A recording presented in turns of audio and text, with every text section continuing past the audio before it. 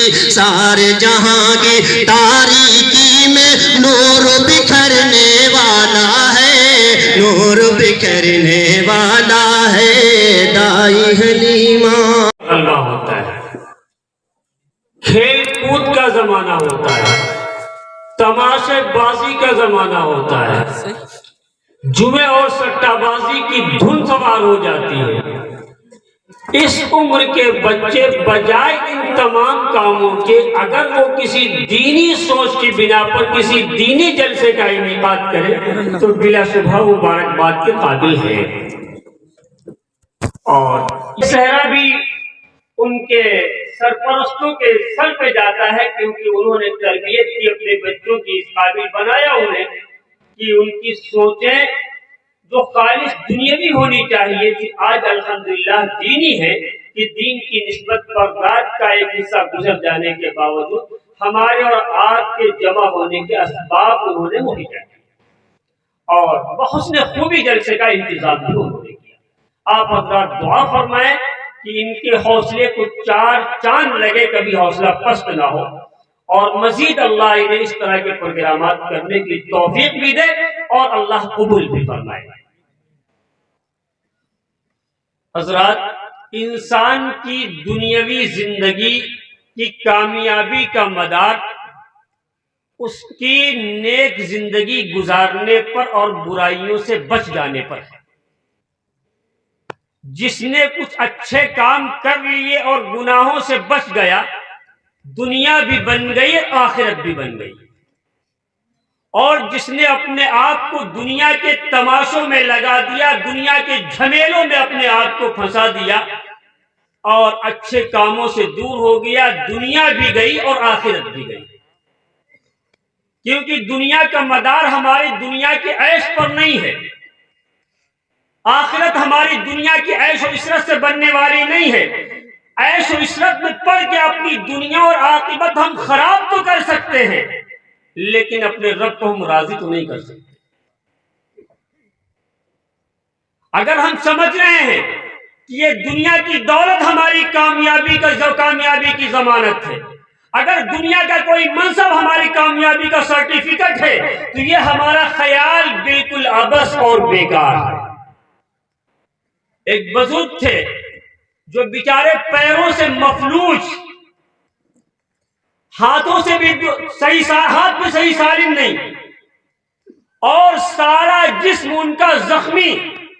انہیں لوگوں نے اس حال میں دیکھا کہ ایک جگہ ڈھیر ہے، پڑے ہوئے ہیں، اپنی جگہ سے ہل نہیں سکتے، اپنے سامنے رکھی ہوئی پلیٹ سے ایک لقمہ اٹھا کر کھا نہیں سکتے، کوئی کھلا دے تو لقمہ حلق سے نیچے اتر جائے گا۔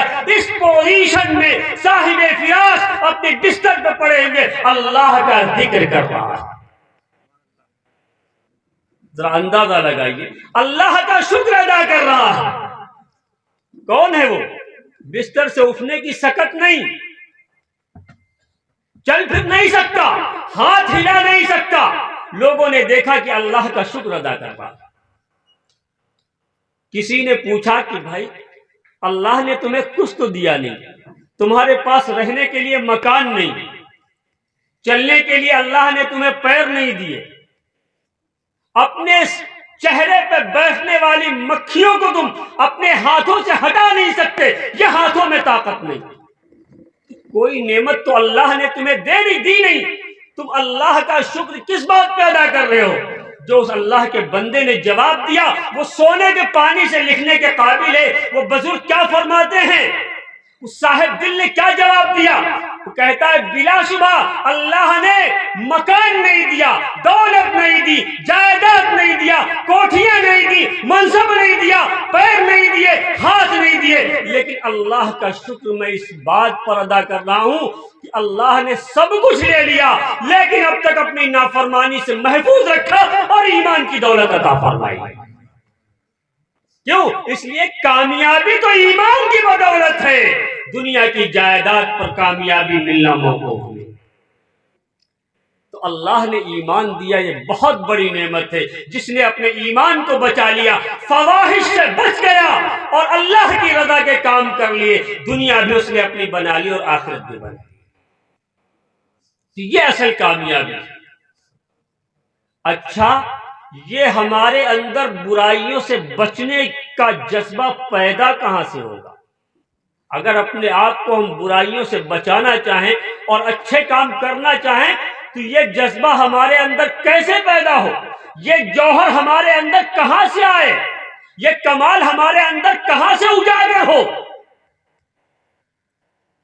دیکھیے، کوئی بھی آدمی برائی سے بچتا ہے تو اس وقت بچتا ہے جب کسی کا ڈر ہوتا ہے،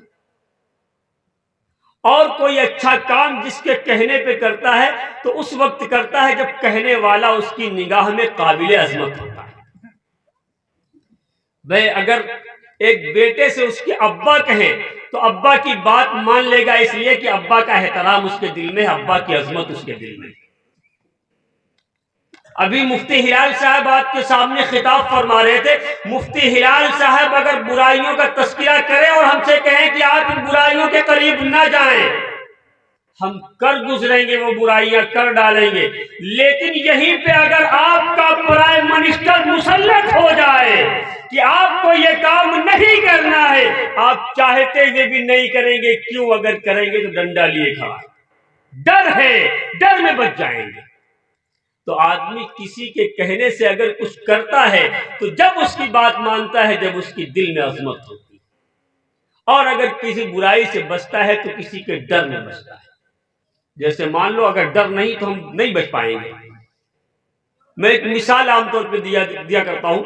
1 سال کا بچہ ہو، اس کے سامنے ایک گلاب کا پھول رکھ دیا جائے، ایک آگ کا دہکتا ہوا انگارہ رکھ دیا جائے، اس کی نظر میں دونوں برابر ہوں گے، نہ گلاب محبوب ہوگا نہ آگ کا کوئی ڈر ہوگا۔ تو ایسے موقع پہ گلاب کا پھول بھی اٹھا سکتا ہے اور آگ کا انگارہ بھی۔ آگ کیوں اٹھا رہا ہے؟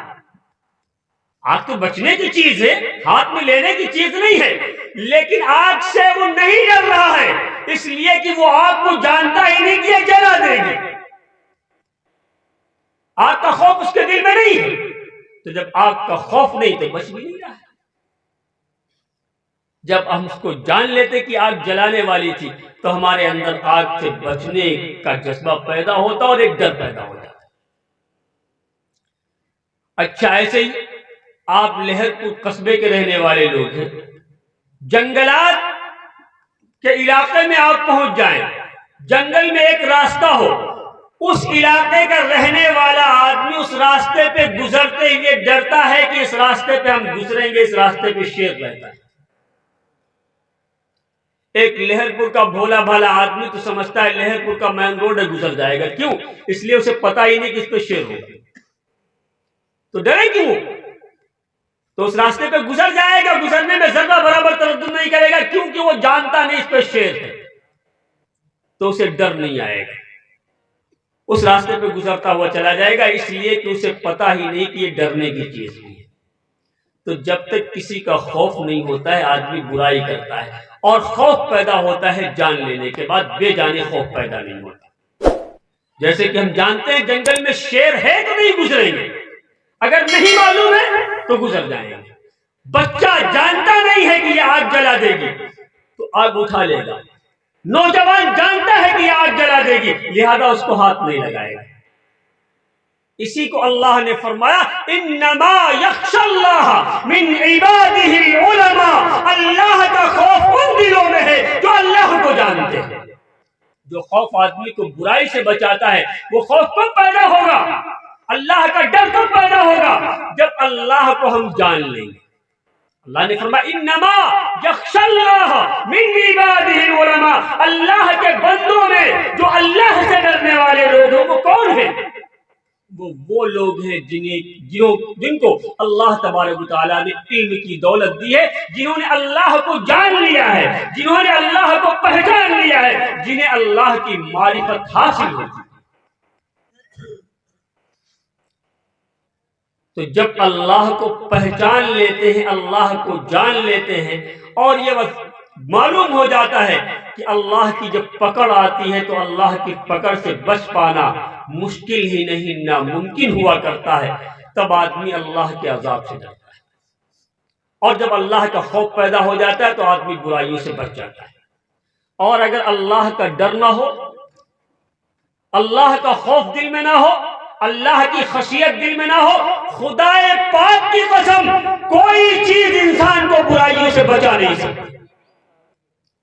اگر ہم معاشرے کو ڈرتے ہیں، اگر ہم ماحول کو ڈرتے ہیں، اگر ہم باپ کو ڈرتے ہیں، اگر اپنے بھائیوں کو ڈرتے ہیں، ان کے ڈر کی وجہ سے اگر ہم گناہ نہیں کر رہے تو زیادہ سے زیادہ اتنا ہوگا کہ ان کے سامنے نہیں کریں.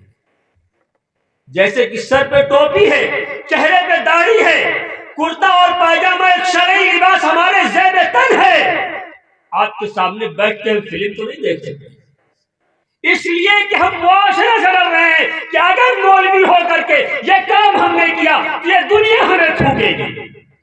تو دنیا کے ڈر سے ہم قوم کے سامنے نہیں کر رہے ہیں، اس لیے کہ قوم کا ڈر ہے، اللہ کا ڈر نہیں. تو جس وقت یہ قوم نہیں ہوگی، رات کی تاریکی میں ہمارا موبائل ہوگا اور ہم ہوں گے اور فلم چل رہی ہوگی.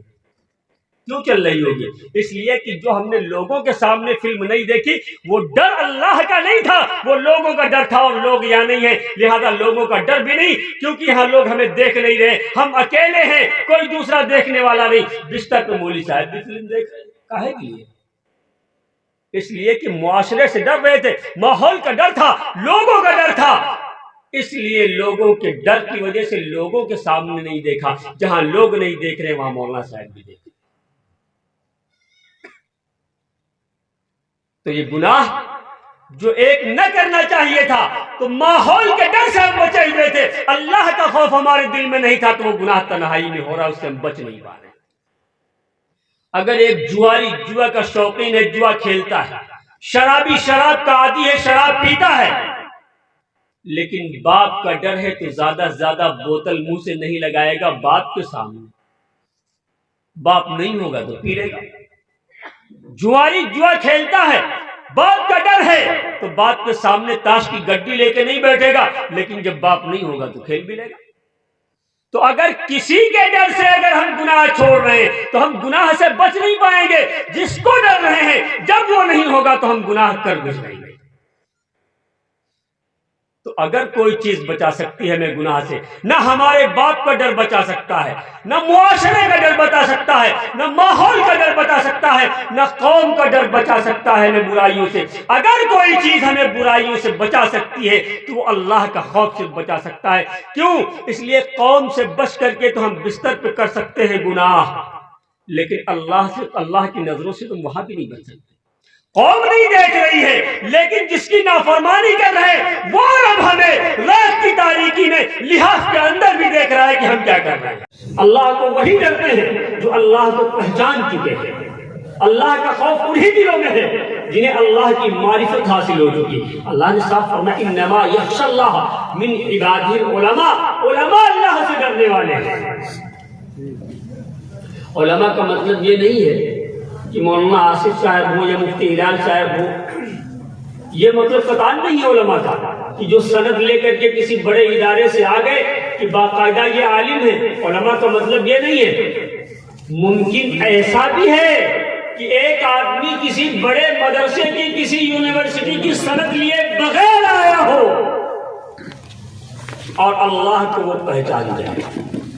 یعنی باسند عالم ہونا ضروری نہیں ہے اللہ کو پہچاننے کے لیے. بات وہ ہے جو کہیں سے سند لے کے نہیں آئے، اللہ کی معرفت سے ان کا دل آشنا. حضرت حاجی امداد اللہ صاحب مہاجر مکی رحمت اللہ علیہ بڑے پائے کے بزرگ تھے، باقاعدہ مستند عالم نہیں تھے، عربی سوم تک تعلیم حاصل کی تھی جس کی آج کے دور میں کوئی حیثیت نہیں. ایک مرتبہ تقریر کر رہے تھے حضرت، بڑے بڑے علماء موجود، حضرت تھانوی موجود، گنگوہی موجود، اس کے علاوہ اور اکابر علماء موجود. ان کی موجودگی میں ایک قافیہ پڑے ہوئے شخص کی تقریر ہو رہی ہے. انہوں نے دوران تقریر فرمایا کہ صحت بھی اللہ کی نعمت ہے، بیماری بھی اللہ کی نعمت ہے. اتنے میں ایک شخص کراہتا ہوا آیا اور اس نے ایک درخواست دی کہ حضرت دعا فرما دیجئے میں بیمار ہوں، میں ٹھیک ہو جاؤں۔ جب اس نے درخواست کی، حضرت تھانوی فرماتے ہیں، بہت بڑے عالم ہیں حضرت تھانوی، اور اتنا زبردست علم اللہ نے دیا تھا کہ آج کے درجنوں مولوی وہ کام نہیں کر سکتے ہیں، سینکڑوں مولوی وہ کام نہیں کر سکتے جو حضرت تھانوی نے تنہا کر دکھایا۔ 1100 کے قریب حضرت کی تالیفات تھیں۔ تو حضرت تھانوی کہہ رہے کہ جب یہ شخص کراہتا ہوا آیا تو میرے دل میں یہ خیال پیدا ہوا کہ حضرت جواب کیا دیں گے، کہ اگر دعا کرتے ہیں اللہ اس کی بیماری دور کر دے، تو حضرت نے ابھی فرمایا بیماری اللہ کی نعمت ہے اور نعمت ختم ہونے کی دعا کرنا درست نہیں۔ تو حضرت اس کا جواب کیا دیں گے؟ حضرت جو کافیہ تک پڑے ہوئے تھے، اللہ کی معرفت دیکھیے، اللہ کی پہچان دیکھیے، حضرت نے دعا فرمائی اس مریض کے لیے، اے اللہ بیماری بھی نعمت، صحت بھی نعمت، اے اللہ تیرا یہ بندہ بیماری والی نعمت کو برداشت کرنے کی طاقت نہیں رکھتا ہے، لہذا اس بیماری والی نعمت کو صحت والی نعمت میں تبدیل کرنا۔ جواب مل گیا۔ نعمت بیماری بھی ہے، صحت بھی ہے، لیکن اللہ کا یہ بندہ بیماری والی نعمت برداشت نہیں کر پا رہا، لہذا اس نعمت کو صحت میں تبدیل فرما دے۔ کون جواب دے رہا؟ ایک وہ شخص جس نے باقاعدہ سند کسی ادارے سے حاصل نہیں کی ہے، اس کو بھی اللہ نے اپنی معرفت عطا فرمائی۔ تو میں نے کیا کہا کہ باقاعدہ مستند عالم ہونا اللہ کو پہچاننے کے لیے ضروری نہیں۔ بعض وہ لوگ بھی ہیں جو سند لے کے نہیں آئے، اللہ کو پہچان لیا تو ان کی اللہ نے دنیا بھی بنا دی اور آخرت بھی بنا دی ہے۔ تو ہمیں اللہ کو جاننا ہے، اللہ کو جانے بغیر ہم برائیوں سے نہیں بچ پائیں گے۔ دوسری بات یہ ہے کہ ہم نیکیاں کریں گے کب؟ بے ہر آدمی قابل عظمت آدمی کی بات مانتا ہے، تو اگر اللہ کی عظمت ہمارے دل میں بیٹھ جائے گی تو اللہ کے ہر حکم کو ماننا ہمارے لیے آسان ہو جائے گا۔ جب ہم کسی کو بڑا مان لیتے ہیں تو اس کی بات بھی ہم قبول کر لیتے ہیں، اور جب ہم مان لیں گے، مان لینے کا مطلب یہ نہیں ہم جان لیں گے، جانتے تو سبھی اللہ سب سے بڑے ہیں، ارے سبھی جانتے ہیں، لیکن جو ہم زبان سے کہتے ہیں اللہ سب سے بڑے ہیں، جس دن ہماری دل کی گہرائی میں یہ اتر جائے گا کہ اللہ سب سے بڑے ہیں، اللہ اکبر من کل شیء، جس دن ہمارے دل کی گہرائی میں اتر جائے گا اس دن اللہ کے ہر حکم پر ہم سے عمل بھی ہو جائے گا۔ اور جب تک اللہ کی عظمت، اللہ کی بڑائی ہمارے دل کی گہرائی میں نہیں اترتی، صرف ہماری زبان تک ہے کہ اللہ سب سے بڑے ہیں، اس وقت تک اللہ کے حکموں پر ہمارے لیے عمل کرنا مشکل ہوگا۔ قابل عظمت ہمارے لیے ہمارے گھر والے ہوتے ہیں، ہمارا کوئی دوست تو ہمارے لیے قابل عظمت ہوتا ہے، ہمارا کوئی رشتہ دار قابل عظمت ہوتا ہے۔ بھائی اگر رات کی تاریکی میں اولاد کو اس کا باپ اس شدید سردی کے موسم میں آواز دے، بیٹا اس پہ چلا جائے گا اپنی باپ کی آواز پہ، نہیں دیکھے گا کہ سردی ہے، نہیں دیکھے گا کہ گرم لحاظ چھوڑنا ہے، نہیں دیکھے گا کہ اس وقت ہمارے ابا ٹھنڈا پانی ہم سے مانگ رہے ہیں، بلکہ باپ کی آواز کانوں سے ٹکرائے گی اور اولاد بستر سے باہر ہو جائے گی۔ کیوں؟ اس لیے کہ باپ کی عظمت اس کے دل میں ہے۔ اور اگر اللہ کی عظمت کتنی ہے یہ بھی اندازہ لگا لو، 12 بجے رات میں نیند بھی پوری نہیں ہوئی، باپ نے اٹھا دیا تو بچے نے بستر چھوڑ دیا، گرم لحاف چھوڑ دیا، صبح نیند بھی پوری ہو چکی ہوتی ہے، مؤذن آواز دیتا ہے، مؤذن کا مطلب یہ نہیں ہے اس کی آواز نہیں ہے، یہ آواز اللہ کی ہے۔ مؤذن کہہ رہا ہے اللہ اکبر، اللہ اکبر کا مطلب کیا ہے؟ اللہ اکبر من کل شیء، اللہ ہر چیز سے بڑے ہیں۔ مؤذن تمہیں نماز کے لیے آواز دے رہا ہے کہ بستر چھوڑو مسجد آؤ، گرم لحاف چھوڑو مصلی میں کھڑے ہو جاؤ۔ باپ کی عظمت تھی تو نیند ادھوری ہم چھوڑ کے چلے گئے تھے باپ کو ایک گلاس پانی دینے کے لیے. اللہ کی عظمت نہیں ہے, اللہ کا منادی پکار رہا ہے, اللہ کی بڑائی کے لیے ہمیں بلا رہا ہے, اللہ کے گھر کی دعوت دے رہا ہے, اللہ کے لیے پیشانی جھکانے کی ہمیں دعوت دے رہا ہے. اللہ کی عظمت نہیں ہے. نیند پوری ہو چکی ہے لیکن اس کے باوجود بھی ہم سے بستر چھوڑا نہیں جا رہا. تو 12 بجے رات میں باپ کی آواز پہ تو ہم نے بستر چھوڑ دیا تھا. کس لیے چھوڑا تھا؟ اس کی عظمت ہمارے دل میں تھی, اللہ کی عظمت ہمارے دل میں نہیں. لہذا ہم سے صبح نیند پوری ہو جانے کے باوجود بھی بستر نہیں چھوڑا جاتا. اسی لیے تو ہے باپ کو بڑا سمجھا تھا تو اٹھ گئے تھے. اللہ کو ہم نے بڑا جانا تو ہے, مانا نہیں. اگر مان لیا ہوتا تو واقعی اللہ کے منادی کی ایک آواز پہ ہمارا بستر چھوٹ جاتا اور ہم مسجد کے مصلی پہ کھڑے ہوتے. تو آدمی بات جب مانتا ہے, جب بات کسی قابل عظمت کی ہوتی ہے, تو اگر اللہ کی عظمت ہمارے دل میں بیٹھ جائے کہ اللہ بڑے ہیں, تو واقعی اللہ کے ہر حکم پر ہمارے لیے عمل آسان ہو جائے گا. اور اگر اللہ کا ڈر ہمارے اندر پیدا ہو جائے کہ اللہ جب پکڑنے پہ آتے ہیں تو ہم تو بڑے کمزور ہیں. ارے ہمارے اندر ہماری کیا حیثیت ہے؟ ہماری حیثیت تو ایک بھنگے کی ہے. ہم سے پہلے کتنی قومیں مضبوط تھی. قوم عاد کے واقعات پڑھیے, سمود کے واقعات پڑھیے, کھجور کے تنوں کے برابر قد تھے ان کے, اور طاقت اتنی تھی کہ ہم سے تو ایک اینٹ توڑی نہیں جائے گی. وہ پہاڑوں کو تراش کر اپنے مکانات بنا لیا کرتے تھے. اور ہمارے پاس تو پتھر تراشنے کے لیے مشینیں ہیں, ان کے پاس مشینیں نہیں ہوتی تھی. وہ ٹیکنالوجی کا دور نہیں تھا, آج کا زمانہ نہیں تھا. تو وہ پتھر تراش کر اپنے مکانات بناتے تھے. اتنے طاقتور لوگ تھے اور قد کتنے بڑے. معلوم ہوتا تھا جب عذاب آیا تو پڑے تھے جیسے کہ کھجور کے درخت لمبے لمبے پڑے. اتنی طاقتور قوم, اتنی قد آور قوم. جب اللہ کی نافرمانی کی تو اللہ کی پکڑ آئی. اللہ نے جبرائیل کو بھیجا. کوئی بہت بڑی جماعت بھیجنے کی اللہ کو ضرورت نہیں ہے. اللہ جب کسی کو سزا دینے پہ آتے ہیں تو مچھر کو بھیج کر بھی تمہیں کمزور ثابت کر دیں گے. جبریل کو بھیجا. جبریل نے آ کر کے قوم سمود پر ایک آواز لگائی اور ایک جبرائیل کی گرجدار آواز پوری قوم سمود کو لے گئی. تو جبرائیل کی ایک آواز اتنے طاقتور اور اتنے قد آور لوگ برداشت نہ کر سکے. ان بطش ربک لشدید, تیرے رب کی پکڑ بڑی سخت ہے. ایسا نہیں کہ اللہ صرف آخرت میں سزا دیتے. اللہ کی پکڑ آخرت میں تو بعد میں ہوگی, دنیا میں بھی اللہ کی پکڑ آتی ہے. لَنُذِيقَنَّهُمْ مِنَ الْعَذَابِ الْأَدْنَىٰ دُونَ الْعَذَابِ الْأَكْبَرِ. اللہ فرماتے ہیں کہ ہم اس آخرت کے عذاب سے پہلے دنیا میں بھی سزا دیتے ہیں.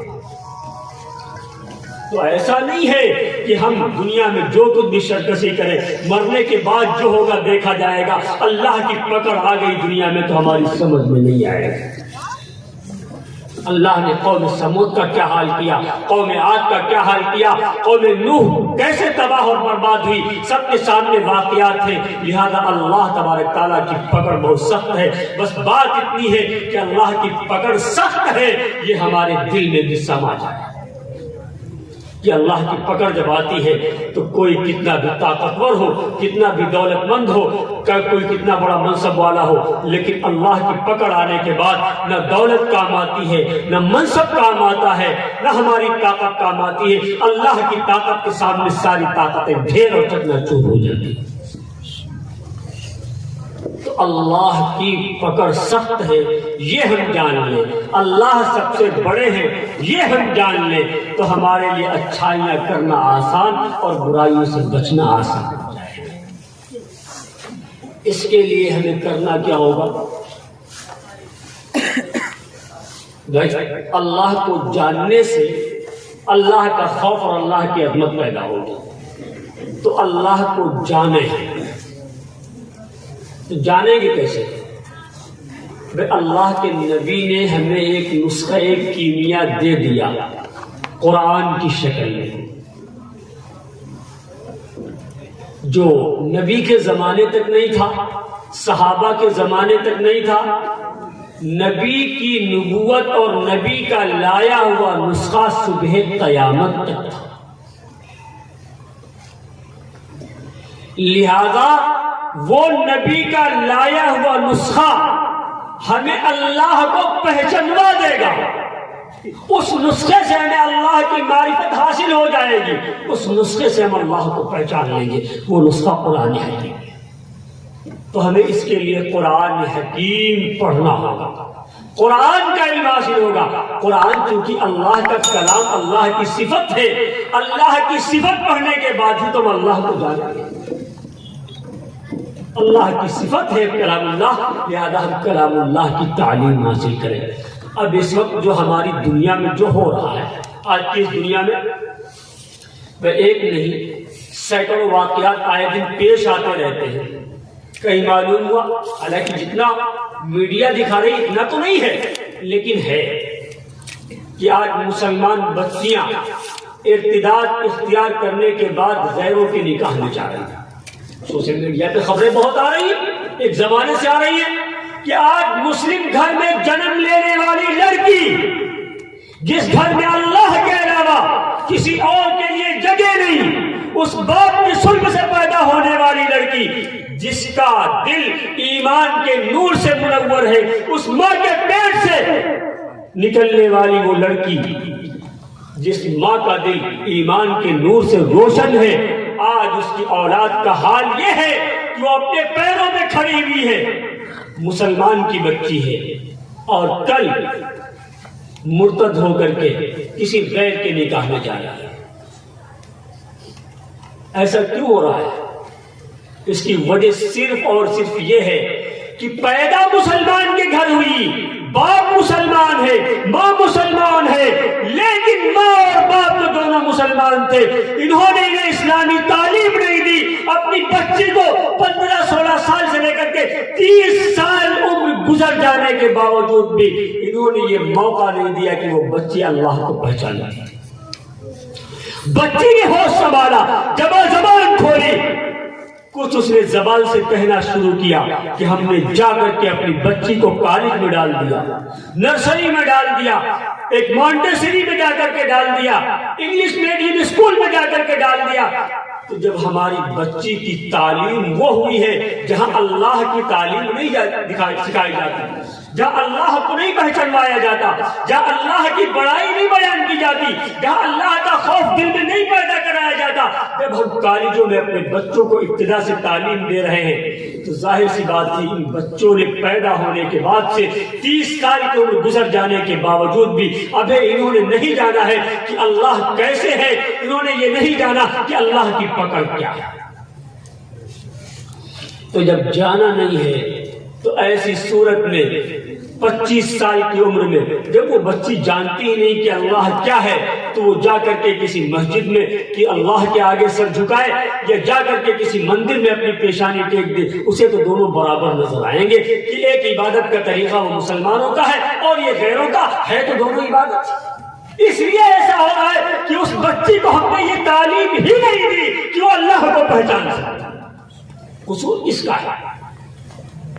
بچی ہی مجرم نہیں ہے بلکہ ہم بھی مجرم ہیں کہ ہم نے انہیں وہ تعلیم ہی نہیں دی کہ یہ ہماری اولاد اللہ کو جانتی۔ اکبر الہ آبادی نے کیا خوب کہا ہے، کالج میں پڑھو شوق سے تم پارک میں پھولو، کالج میں پڑھو شوق سے تم پارک میں پھولو، جائز ہے غباروں میں اڑو چرخ میں جھولو، پر ایک سخن بن گئے آج اس کی رہے یاد، اللہ کو اور اپنی حقیقت کو نہ بھولو۔ ہمارے بچے ہمارے گھر میں پیدا ہو، کالج میں جائیں، یونیورسٹی میں جائیں، میں منع نہیں کرتا وہ گریجویٹ نہ ہو، میں منع نہیں کرتا وہ کوئی ڈگری لے کر کے نہ آئے، سب کچھ بنے، ایم اے کریں، بی اے کریں، LLB کریں، جو مرضی ہو وہ کریں، لیکن ان سب سے پہلے ایک مسلمان کے گھر میں پیدا ہونے والا بچہ، اس کو ہم اتنی تعلیم ضرور دیں کہ کسی کالج میں جانے سے پہلے وہ اللہ کی عظمت اس کے دل میں اس قدر بیٹھ چکی ہو کہ کالج میں تعلیم حاصل کرنے کے باوجود بھی اللہ کے مقابلے میں کسی کو کوئی اہمیت نہ۔ اتنی تعلیم ہم اپنی اولاد کو ضرور دیں، اور اگر اتنی تعلیم ہم اپنی اولاد کو نہیں دیں گے تو یاد رکھیے گا یہی اولاد جو آج ہمارے سامنے ڈگری لے کر کے آ رہی ہے اور اس کی ڈگری پہ ہمیں فخر ہے، آج گریجویٹ بن گئی ہے تو اس کے گریجویٹ ہونے پہ ہمیں ناز ہے، یہی اولاد کل ہمارے مقابلے میں ہمارا فریق بن کے اللہ کی بارگاہ میں کھڑی ہوگی اور ہمارے خلاف اس کا مقدمہ ہوگا اللہ کی عدالت میں۔ حضرت عمر رضی اللہ تعالی عنہ کا دور خلافت ہے، ایک شخص اپنے بیٹے کو لے کر کے آیا اور کہنے لگا آ کر کے کہ امیر المومنین یہ میری اولاد بڑی ناکارہ ہے، یہ ہماری نافرمان ہے، یہ ہماری بات نہیں مانتی، آپ اسے کچھ سمجھا دیجیے۔ تو امیر المومنین بہرحال عمر تھے کہ صرف آدمی دیکھ لے تو چہرہ اتنا باروت کی پسینہ چھوٹ جائے، عمر ہے کوئی دوسرا صحابی نہیں۔ تو عمر نے ارادہ کیا کہ بچے کو سمجھا دیں۔ بچے نے کہا امیر المومنین سے مخاطب ہو کے، اے امیر المومنین کیا ماں اور باپ ہی کے سارے حقوق اولاد پر ہوتے ہیں یا اولاد کے بھی کچھ حق ماں اور باپ کے اوپر ہے؟ تو امیر المومنین نے فرمایا نہیں، ماں باپ کے حقوق جس طرح اولاد پر ہیں ایسے ہی اولاد کے حقوق ماں اور باپ پر بھی ہیں۔ فرمایا حضرت بتا دیجئے وہ کیا حقوق ہیں؟ تو امیر المومنین نے فرمایا نمبر 1 کہ جب بچہ پیدا ہو تو اس کے 7ویں دن اس کا دینی نام رکھ دیا جائے۔ بچے نے کہا اے امیر المومنین ذرا ٹھہر جائیے، یہ حق ہمارے باپ نے ہمارا ادا نہیں کیا، اس لیے کہ میرا نام ایسا رکھا ہے جو معنی کے لحاظ سے اچھا نہیں ہے، جو نام رکھا وہ رکھا ہے جوڑ جس کے معنی آتے ہیں نالی کا کیڑا، لہذا یہ حق تو انہوں نے ہمارا ادا نہیں کیا۔ اور بتائیے امیر المومنین کیا ہے؟ کہا کہ جب بچہ بولنے کے قابل ہو جائے تو اس کو دینی تعلیم دی جائے۔ کہا ہے امیر المومنین یہ حق بھی ہمارا انہوں نے ادا نہیں کیا کیونکہ میں نرا جاہل ہوں، مجھے انہوں نے تعلیم نہیں دی۔ تو اور امیر المومنین کیا حق ہے؟ اور امیر المومنین نے تیسرا حق بتایا، کہا کہ جب بچہ بالغ ہو جائے تو رشتہ مناسب رشتہ ملنے پر وقت پر اس کی شادی کر دی جائے۔ کہا اے امیر المومنین یہ حق انہوں نے ہمارا ادا نہیں کیا کیونکہ میں آزاد تھا اور انہوں نے رشتہ میرا ایک باندی سے کر دیا ہے، لہذا غیر مناسب جگہ کیا، مناسب جگہ نہیں کیا۔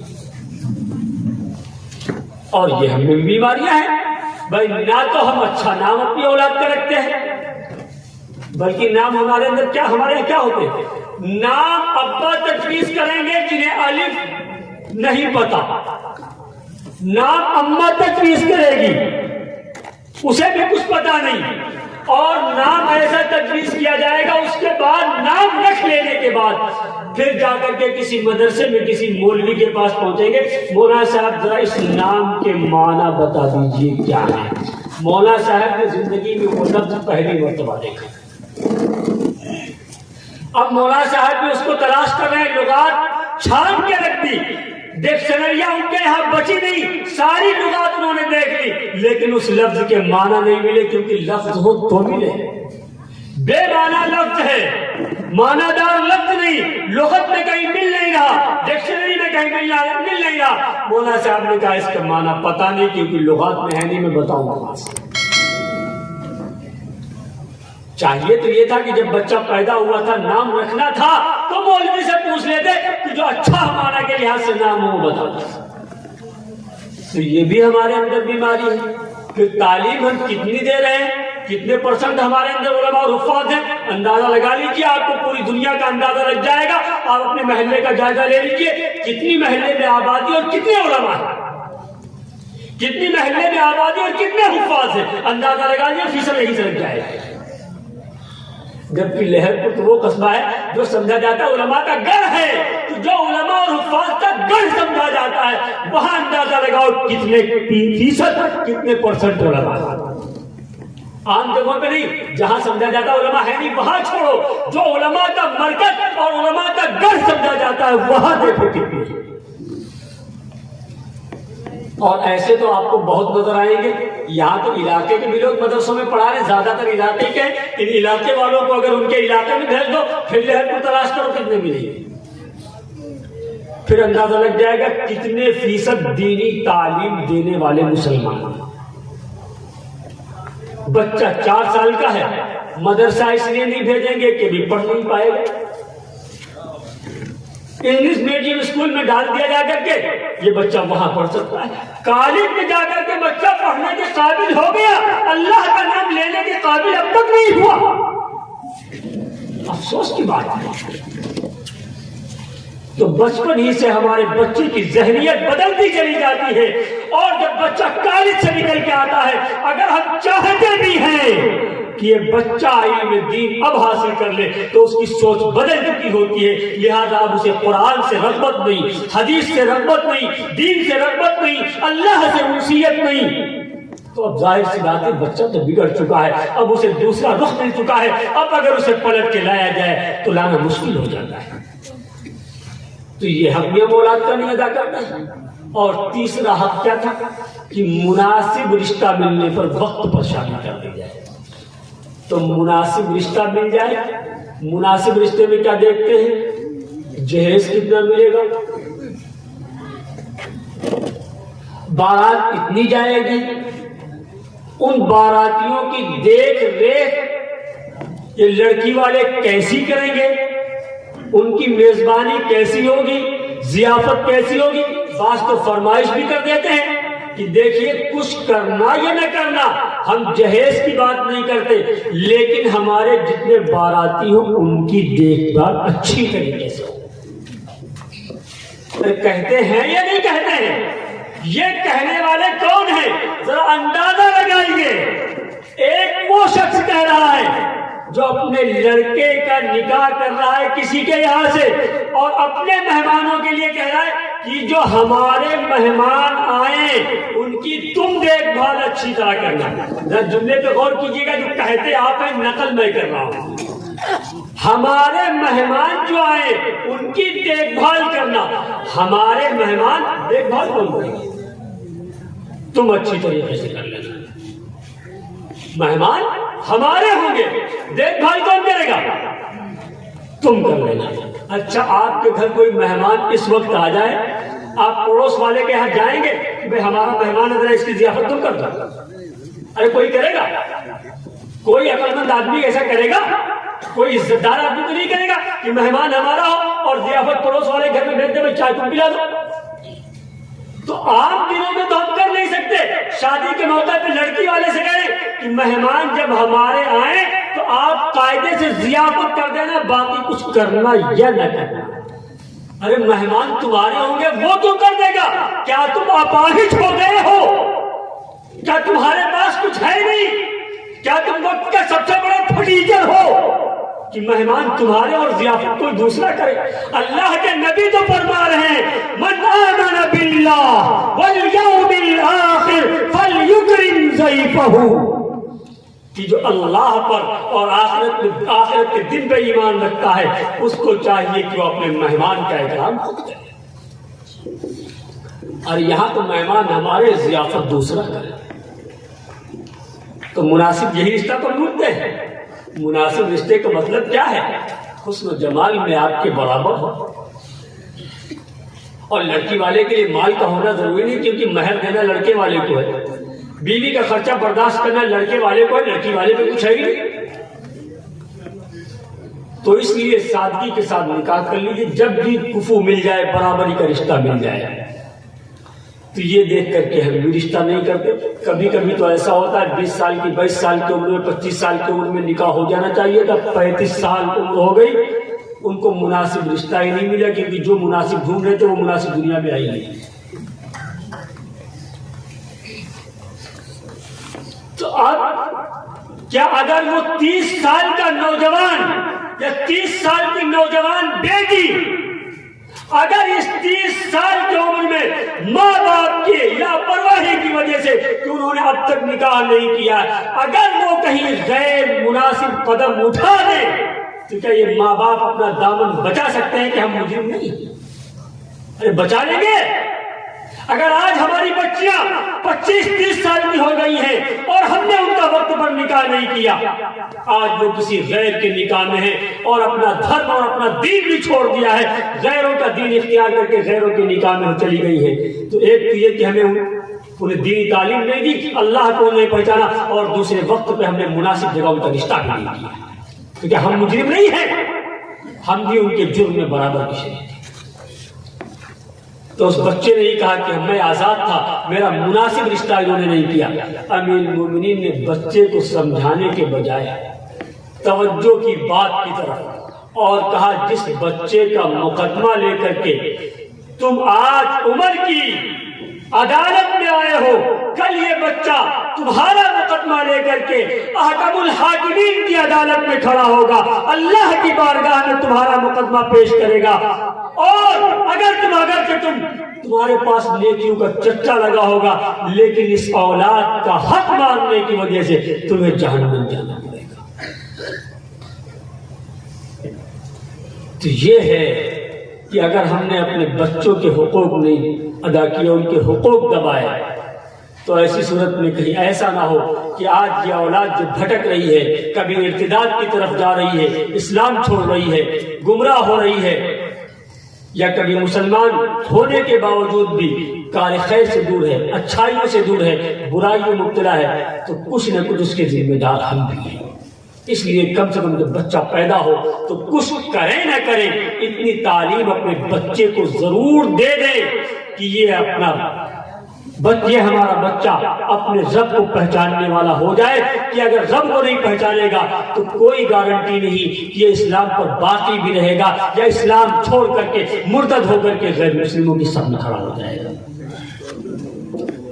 اچھا، ایک بات اور میں ایک نسخہ آپ کو دیتا چلوں تاکہ مسئلہ مکمل حل ہو جائے، یہ بس کہ ہم اللہ کو پہچانیں، اللہ کو پہچاننے والے بن جائیں، علم ہمیں حاصل ہو جائے۔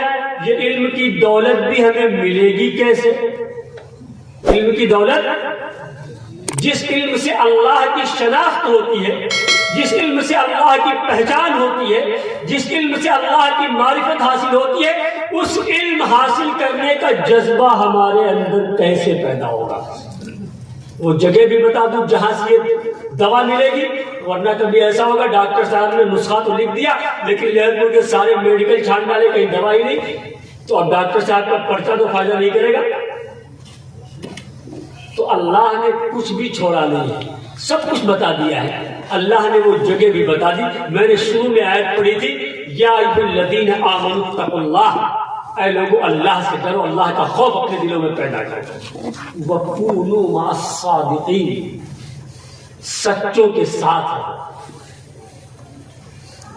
اللہ سے ڈرو اور سچوں کے ساتھ رہو۔ یہ کیوں فرمایا کہ سچوں کے ساتھ رہو؟ اس لیے کہ اللہ کا ڈر انہی کی صحبت سے پیدا ہوگا۔ اللہ کا ڈر جو پیدا ہوگا وہ کب پیدا ہوگا؟ انہی کی صحبت سے پیدا ہوگا، جب آپ اچھے لوگوں کا، علماء کا، صلحاء کا اور سچوں کا ساتھ اختیار کریں گے، تب آپ کے اندر اللہ کا خوف پیدا ہوگا۔ اور جب تک ان کا ساتھ اختیار نہیں کریں گے، ان کے ماحول سے دور رہیں گے، تب تک اللہ کا خوف پیدا نہیں ہوگا۔ اور آج یہ بھی بیماری بڑی عام ہے۔ اس بیماری کی عام ہونے کی وجہ ایک تو یہ بھی ہے کہ آج کے دور میں جو یہ ہمارے ہاتھ میں دیکھ رہے ہو موبائل، ابھی تک جب تک یہ انٹرنیٹ کا دور نہیں تھا، اس وقت تک اگر گھر میں کوئی مسئلہ پھنس گیا تو اسی مسئلہ پوچھنے کے بہانے ہی کسی مدرسے میں جا کر کے تھوڑی دیر کے لیے کسی مولوی کا ساتھ مل جاتا تھا، ہو جاتا تھا نہیں۔ اب تو ادھر اگر مسئلہ پیش آ گیا، نیٹ کھولا، مسئلہ لوگ ڈالا اور سرچ کیا، مسئلے کا جواب مل گیا۔ ہو رہا ہے نہیں ہو رہا ہے؟ تو اب اپنے گھر میں اس مفتی سے اپنے مسائل حل کر رہے ہیں، تو جو کبھی نہ کبھی کسی مجبوری میں تھوڑی دیر کے لیے کسی صاحب علم کا ساتھ مل جاتا تھا، تھوڑی دیر کے لیے اگر کسی عالم کی صحبت میسر ہو جاتی چاہتی تھی، تو اس انٹرنیٹ کے زمانے نے آج اس مولوی کی صحبت سے بھی ہمیں محروم کر دیا ہے۔ یہ حقیقت بیانی میں کر رہا ہوں، یہ افسانہ نہیں ہے کہ آپ اس کان سے سنیں اس کان سے نکال دیں۔ ہم مسائل حل کر رہے ہیں اس موبائل سے۔ اچھا، مسئلہ بھی صحیح موبائل پہ حل ہو رہا ہے یا نہیں، اس کی بھی تحقیق نہیں ہے۔ جواب کون ڈال رہا ہے، اس کی بھی تحقیق نہیں ہے۔ صحیح عالم جواب دے رہا ہے، کیونکہ اگر ہمیں غلط اور صحیح میں تمیزی ہوتی تو ہمیں مسئلہ پتا ہوتا۔ مسئلے کا جواب جو بھی مل گیا ہم نے اسے مان لیا۔ صحیح جواب ملا تو مانا، غلط جواب ملا تو مان لیا، بس چسپ سے ہمیں وہ قبول ہے جو جواب مل گیا۔ اب وہ جواب حقیقت سے کوسوں دور، شریعت سے اس جواب کا کوئی تعلق نہیں۔ مسئلہ تو نیٹ سے پوچھ لیا، نیٹ سے جواب مل گیا، لیکن مسئلہ صحیح نہیں ملا، ہم کو اس پر بیت بھی جانا ہے۔ تو اس کے لیے ضروری ہے کہ اگر ہم چاہتے ہیں کہ ہمارے اندر ڈر اللہ کا پیدا ہو، اور ڈر اللہ کو جاننے کے بعد اللہ کا پیدا ہوتا ہے، تو اللہ کو جو لوگ جان چکے ہیں ان کا ساتھ اختیار کرو۔ جو لوگ اللہ کو جان چکے ہیں ان کا ساتھ اختیار کرو۔ میں دعوے کے ساتھ کہتا ہوں، ان کے ساتھ رہنے سے تمہارے اندر بھی اللہ کا خوف پیدا نہ ہو جائے تو آپ جو کہیں گے میں اس کے لیے تیار، جو سزا آپ تجویز کریں گے میں وہ سزا پانے کے لیے تیار ہوں۔ آپ کو یقین نہ ہو، میں ایک واقعہ سناتا ہوں پھر بات ختم کرتا ہوں۔ جگر مراد آبادی کا نام سنا ہوگا، ارے سنا ہے نہیں سنا؟ بڑے غضب کا شاعر تھا، اتنا شراب کا عادی تھا کہ بغیر شراب کے مشاعرہ نہیں پڑھ سکتا تھا، لیکن شراب کے نشے میں اسٹیج پہ آ کے کھڑا ہوتا تھا تو جگر کا حال وہ تھا کہ پورا مشاعرہ اس کے ہاتھ میں جدھر چاہے موڑ۔ یہ اللہ نے خوبی دی تھی، لیکن شراب کا حال بھی یہ تھا، جس کو کسی نے کیا خوب کہا، غالباً جگر ہی کا شعر ہے کہ ساقی کی ہے توبہ کو توڑ تاڑ کے تھرا کے پی گیا، ساقی کہ ہر جام کو لہرا کے پی گیا، توبہ کو توڑ تاڑ کے تھرا کے پی گیا۔ تو یہ اس کا نظریہ اور یہ ذہنیت تھی۔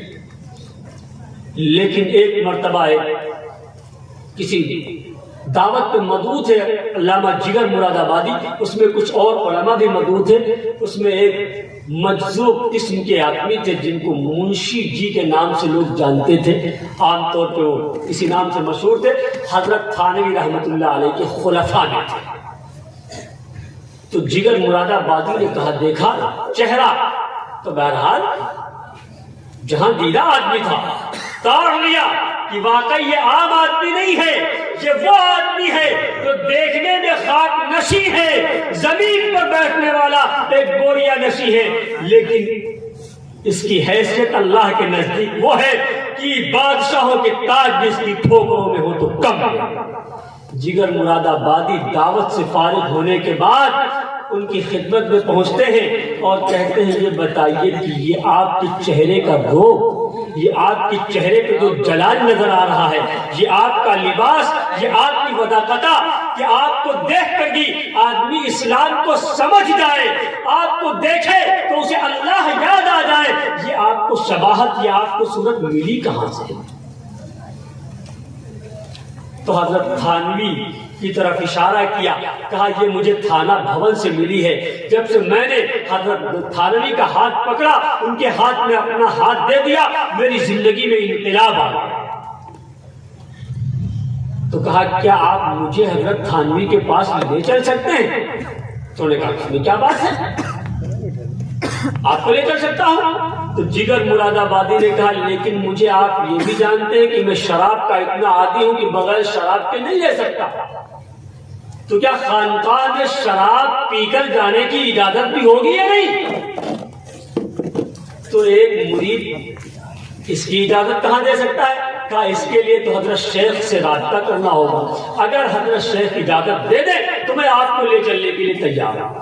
حضرت تھانوی نے کہا، حضرت تھانوی سے اجازت لی، حضرت تھانوی نے بآسانی اجازت دے دی، کہا اگر جگر آتا ہے تو آنے دو. جہاں تک بات شراب پینے کی ہے تو اس سے کہہ دو شراب پی کر آنے کی ضرورت نہیں, شراب میں خود پلاؤں گا. اللہ والوں کی نظریں عجیب ہوتی ہیں کہ شراب پی کر آنے کی ضرورت نہیں, اگر وہ شراب پینا چاہتا ہے تو میں پلاؤں گا.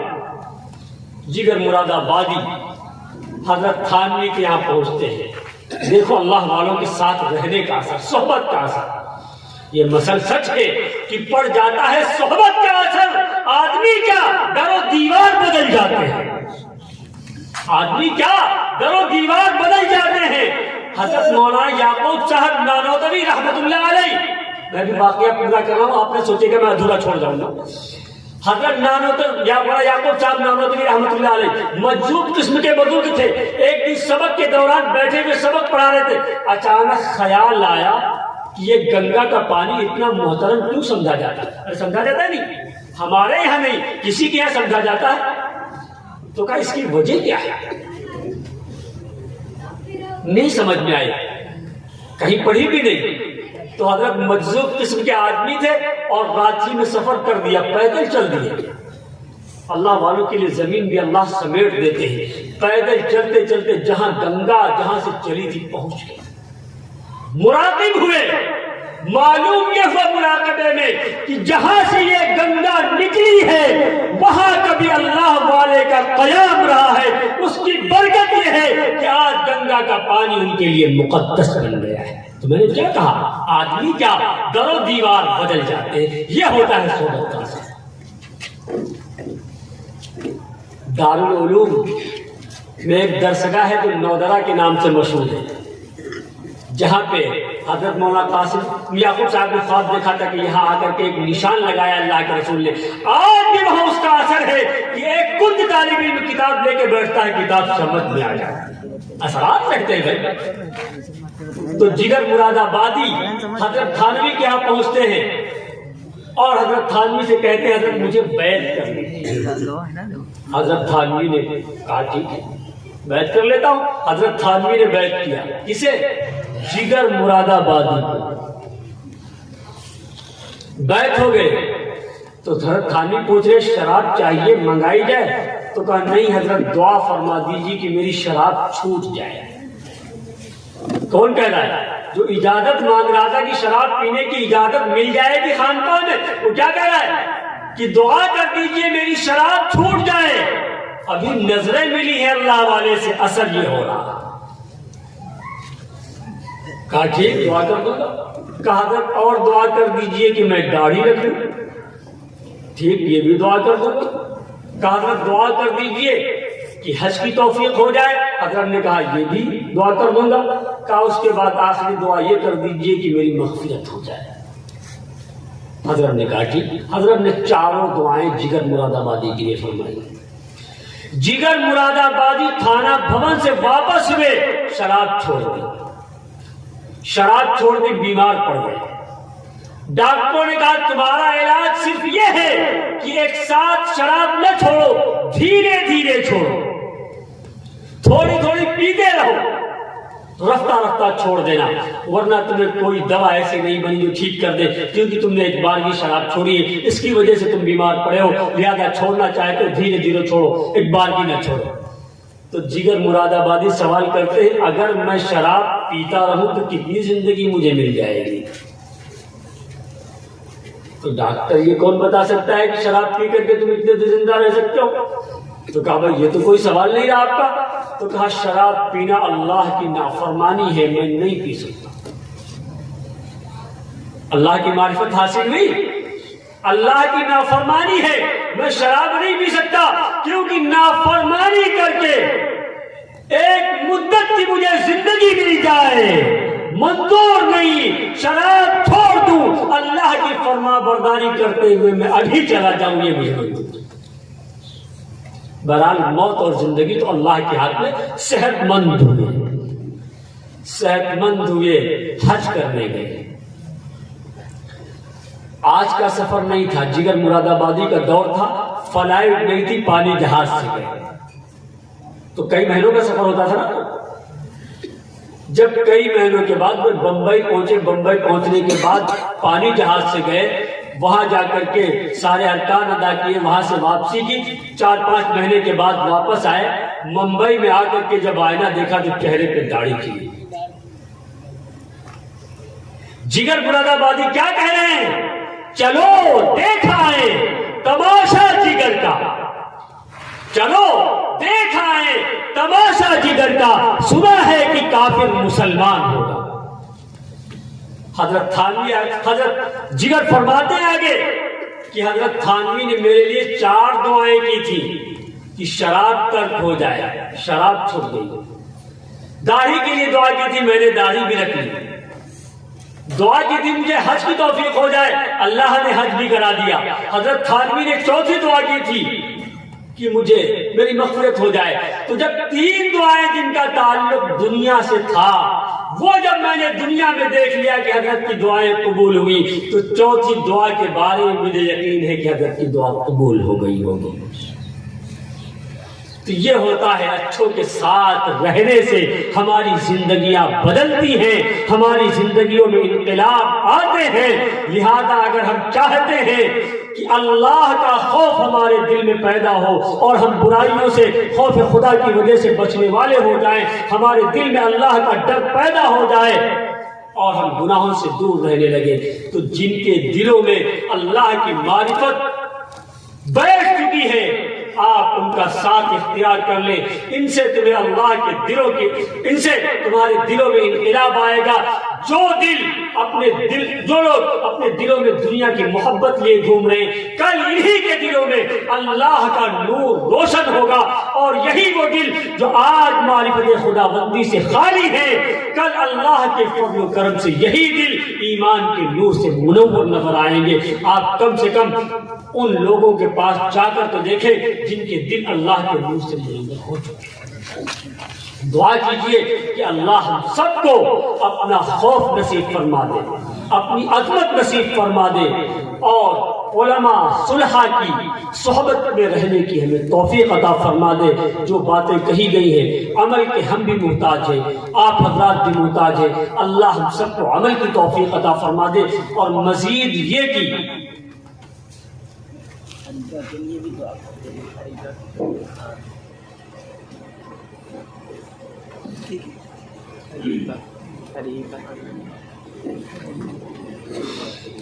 اور ساتھ ہی ساتھ جن لوگوں نے یہ دینی باتیں اور دینی مذاکرے کے لیے یہ محفل سجائی ہے، دعا کیجیے کہ اللہ ان کی محنتوں کو قبول فرما لے اور مزید اس کی توفیق دے کہ ان کا قدم آگے بڑھا ہے تو بڑھتا رہے، کبھی یہ قدم اپنا پیچھے نہ ہٹائیں۔ اور حتی الامکان کوشش ہماری یہ رہے کہ ہمارے اگر بچوں نے قدم کوئی خیر کی طرف اٹھایا ہے تو ہم یہ سوچیں تعاونوا علی البر والتقوی، اللہ کا حکم ہے کہ خیر کے کاموں میں، بھلائی کے کاموں میں لوگوں کی مدد کرو، تو انہوں نے اچھا قدم اٹھایا ہے تو ہم ان کی مدد کریں۔ اللہ ہم سب کی محنتوں کو قبول فرمائے۔ اور کسی نے پرچہ بھیجا ہے فجر کی نماز عام طور پر ترک ہو جاتی ہے، اس کے لیے دعا کریں کہ فجر کی نماز کی توفیق ہو جائے۔ اور کچھ پرچیاں آئی ہیں جو بیچارے بیمار ہیں، حضرت مولانا اسرار صاحب جو چائے پتی والے مولانا کے نام سے مشہور تھے، جو بیچارے حالات میں گھرے ہوئے سبھی جانتے ہیں، ان کے لیے بھی اللہ حالات کو درست فرما دے، دعا فرمائیے۔ اور ان کی اہلیہ بھی بیمار ہیں، اور ساتھ ساتھ حافظ فرحان صاحب کے والد اور ان کی والدہ کی بھی طبیعت خراب رہتی ہے، اور اس کے علاوہ جو لوگ بھی عریبہ بانو کی طبیعت خراب ہے، اور اس کے علاوہ بھی جو بھی ہمارے اڑوس پڑوس یا جو بھی مسلمان بھائی بیمار ہیں، بہرحال اللہ سے دعا کریں کہ اللہ ان کی بیماری کو صحت میں تبدیل فرما دے۔